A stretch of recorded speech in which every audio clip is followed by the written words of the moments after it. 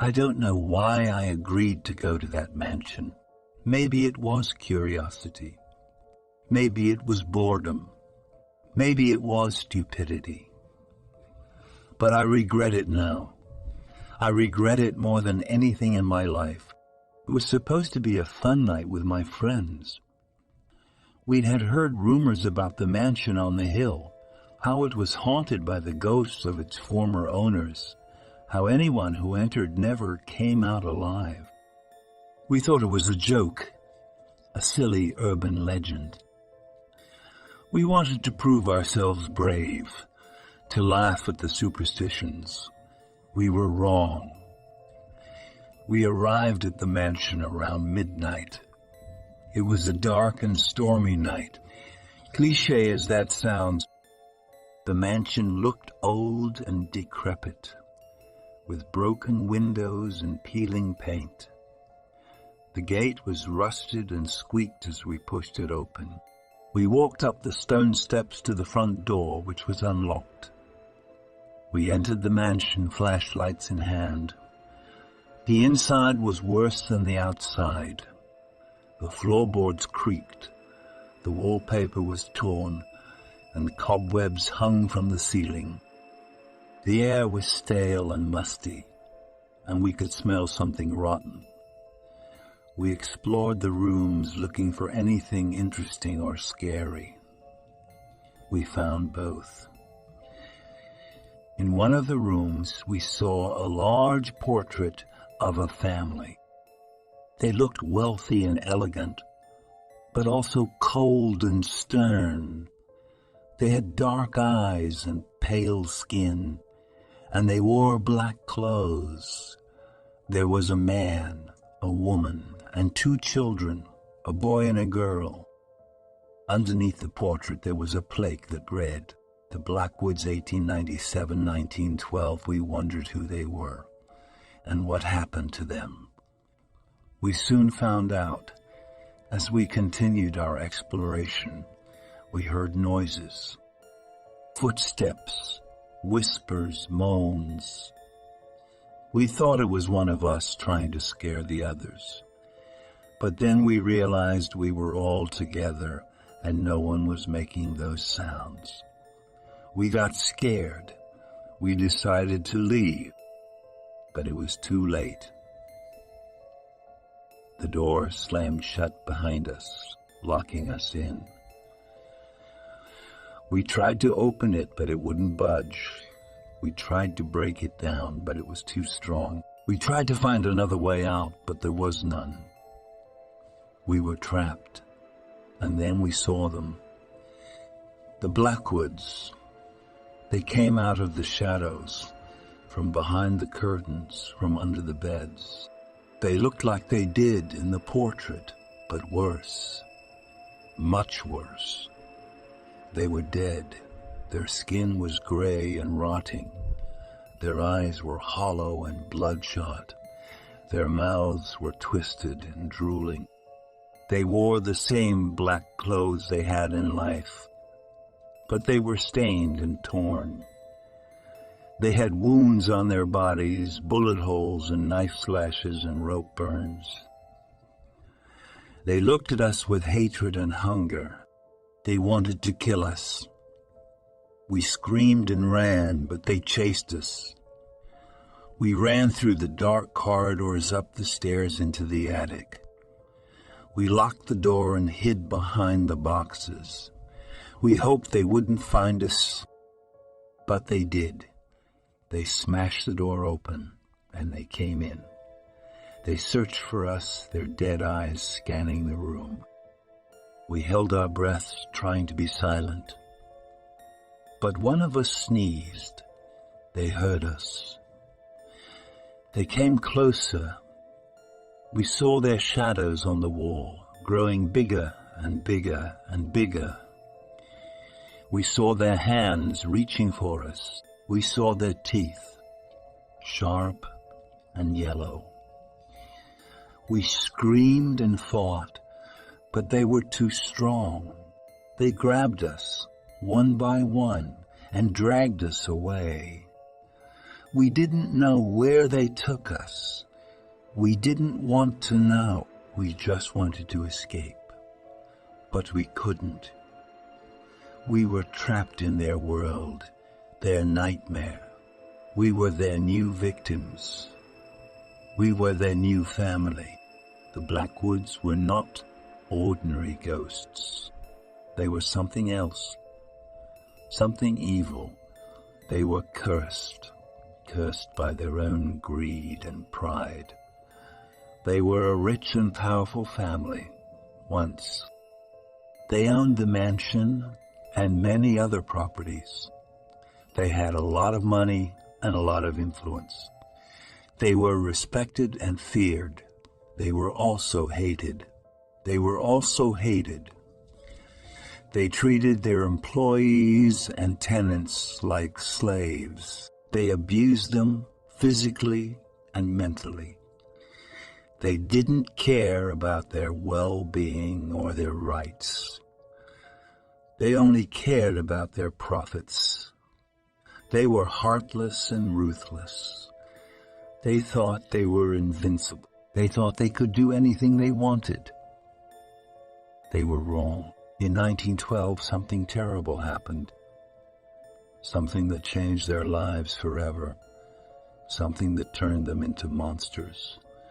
It was a stormy night like this one. A night of reckoning. A night of justice.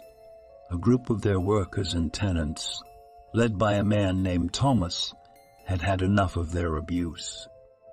They had organized a revolt, a rebellion, a riot. They had stormed the mansion, armed with knives and guns. They had demanded their rights, their freedom, their revenge. They had confronted the Blackwoods, who were sleeping in their beds. They had woken them up, and they had threatened them up, and they had threatened them. They had told them to leave the mansion and never come back. They had given them a choice between life and death. The Blackwoods had laughed at them. The Blackwoods had laughed at them. They had thought they could still bribe or intimidate their way out of the situation. They had thought they could still call the police or the army or their friends. They were wrong. The workers and tenants had attacked them. They had stabbed them, shot them, strangled them. They had killed them all except for the youngest daughter, who had managed to escape. They had burned the mansion and everything in it. They had destroyed the Blackwoods and their legacy.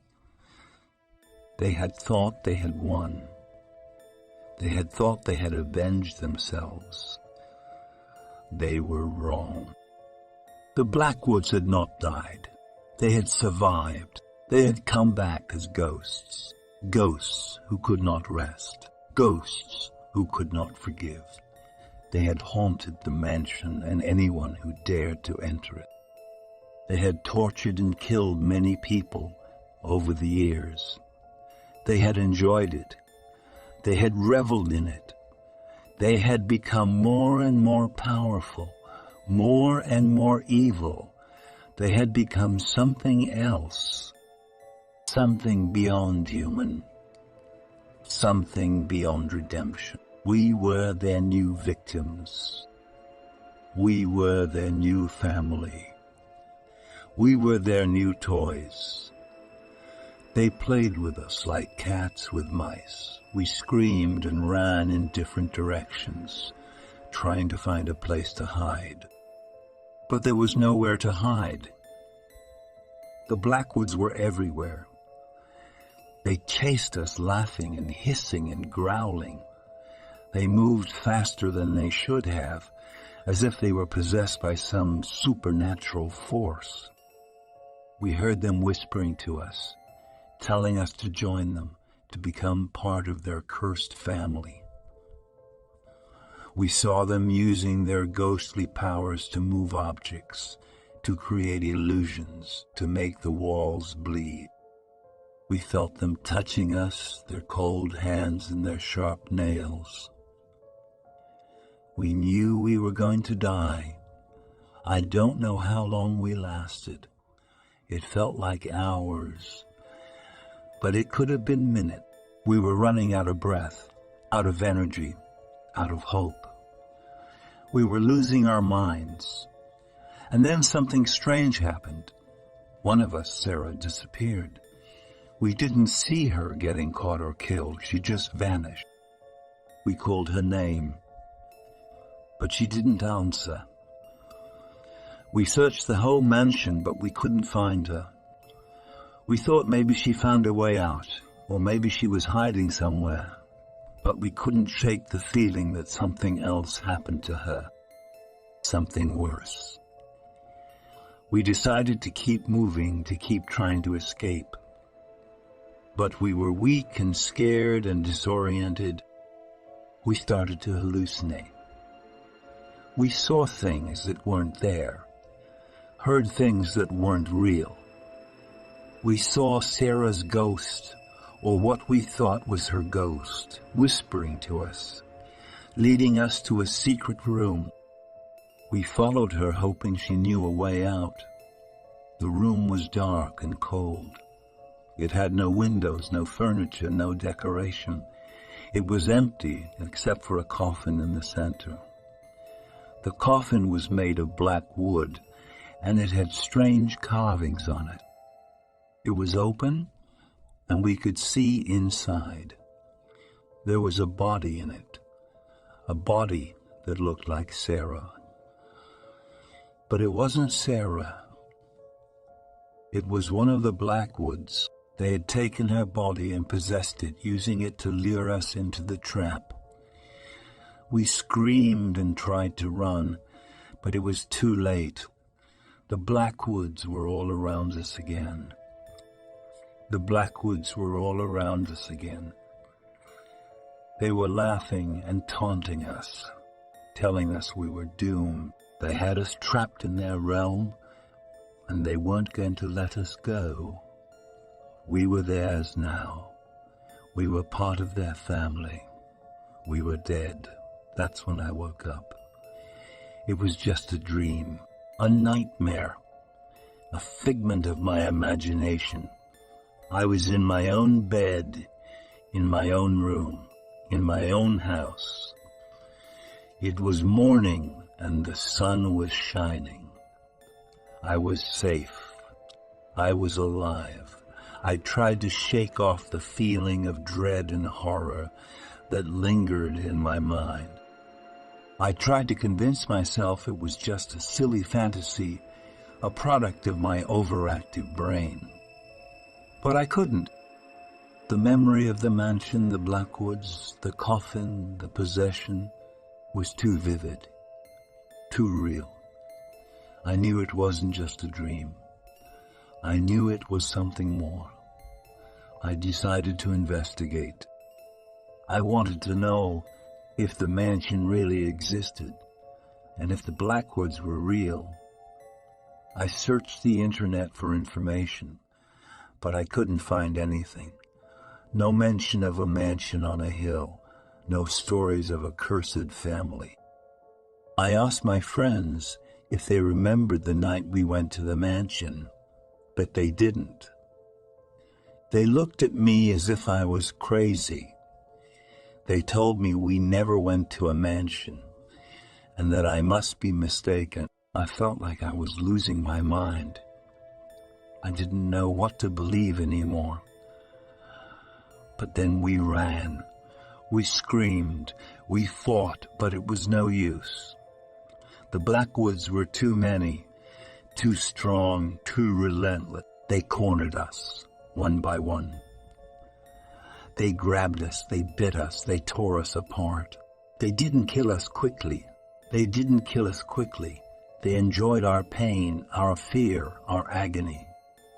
They wanted us to suffer, to beg for mercy, to join them in their eternal torment. We tried to resist, to cling to life, to pray for salvation. But it was too late. We were doomed. We were their victims, their trophies, their new family. We became like them, dead but not at rest, trapped but not alone, hungry but not satisfied. We joined them in their haunted mansion, in their cursed existence, in their endless nightmare. We were the Blackwoods, and we waited for the next group of fools to enter our domain, to share our fate, to become our replacement. The mansion on the hill still stands as a warning to those who dare to defy the supernatural. The gate is still rusted, the front door is still unlocked, and the Blackwoods are still there, waiting for their prey. Beware. For just $3 a month, you can have your name featured in my YouTube videos and descriptions. Not only will you be supporting my channel, but you'll also be immortalized in the credits of my content. If you're looking for something a bit more personalized, consider becoming a $25 a month patron. I'll voice your stories and bring them to life on my channel. Create a special drawing just for you, or even write a unique story tailored to your interests. So don't hesitate. Join my patron community today and help me keep the spooky stories coming. And remember, together we can save each other from the YouTube algorithm. Thank you for your support.